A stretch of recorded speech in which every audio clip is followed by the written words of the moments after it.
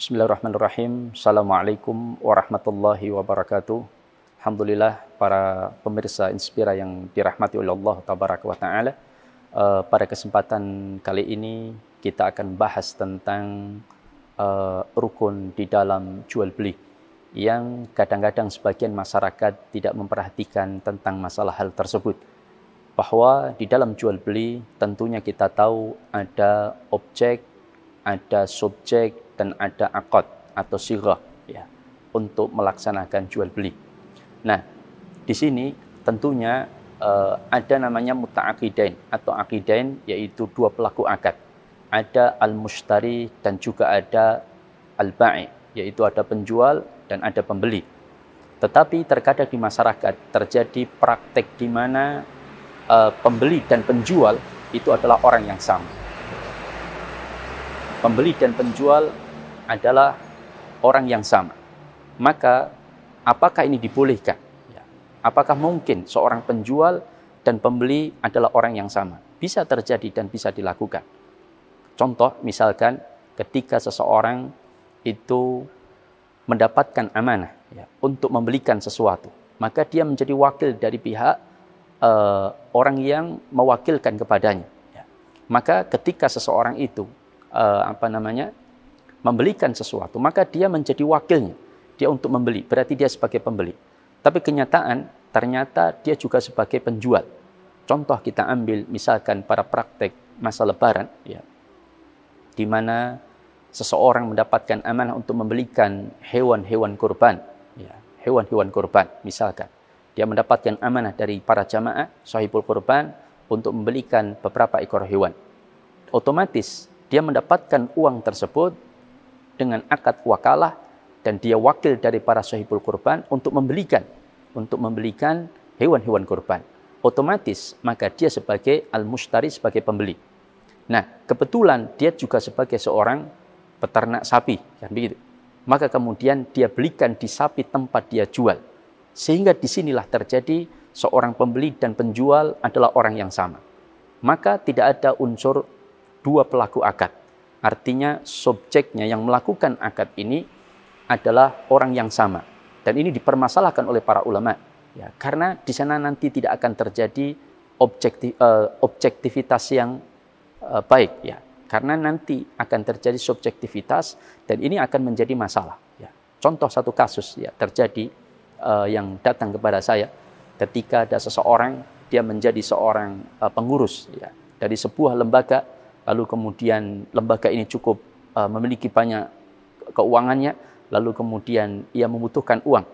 Lalu dia jual tanah yang dia miliki ada di satu wilayah di Jakarta, kemudian ia jual ke lembaga tersebut, di mana dia memimpin lembaga tersebut.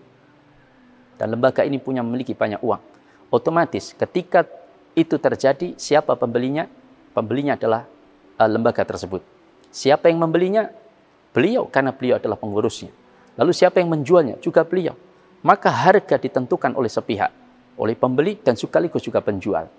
Kemudian ketika setelah dijual dengan harga tertentu sesuai dengan keinginan dia, tanah itu beberapa tahun kemudian harganya menjadi mahal. Tanah itu kemudian menjadi mahal, maka kemudian dia punya pikiran untuk membeli kembali. Tapi dengan harga sesuai dengan keinginan dia. Ia beli dengan harga 700 juta, ia jual dulu 500, ia beli 700. Padahal pada saat dia membeli 700 juta, itu harga tanah sudah menjadi sangat mahal, miliaran.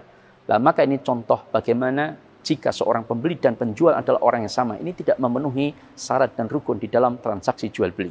Oleh karena itulah kepada masyarakat, mari kita melihat apakah praktek yang kita lakukan itu adalah praktek yang menyimpang dari aturan, yang tidak terpenuhinya rukun dan syarat dalam sahnya jual beli.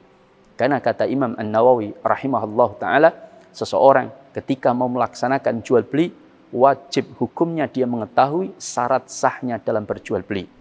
Maka rukun, syarat dan sahnya itu harus terpenuhi dalam akad jual beli. Al-ilmu qabla al-amal. Maka subjek ini harus jelas. Siapa pembelinya, siapa penjualnya. Kalau saya diangkat menjadi panitia misalkan untuk membelikan hewan-hewan kurban, saya mendapatkan dititipan uang, sedangkan saya sendiri adalah penjual sapi. Maka lebih baik transaksikan langsung dengan para sahibul kurban. Pak, Anda yang membeli sapi-sapi saya saja. Saya tawarkan sapi-sapi saya seperti ini.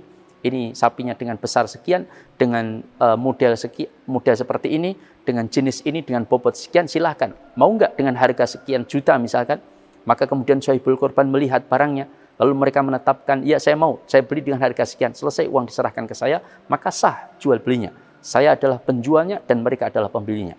Tapi kalau mereka menyerahkan kepada saya, uang kepada saya, otomatis saya akan membelikan dan saya adalah pembelinya. Dan saya sebagai wakil dari para sahibul kurban, wajib saya itu berpihak kepada sahibul kurban, bukan berpihak kepada orang lain. Sama seperti ketika saya mendapatkan uang, misalkan 100 juta untuk membelikan 4 ekor sapi. Ternyata saya tahu di toko A itu sapinya besar-besar, harganya paling murah. Di toko B sapinya kecil-kecil, harganya malah lebih mahal.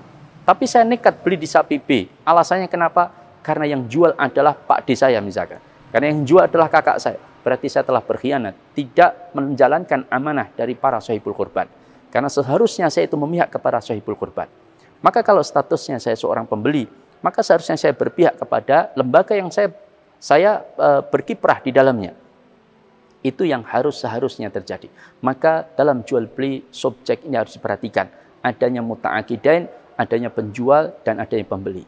Karena beberapa laporan disampaikan kepada saya, ada orang ingin mengumpulkan dana, tapi dia beli dari makanan yang dia miliki sendiri, kemudian ia bagikan kepada masyarakat.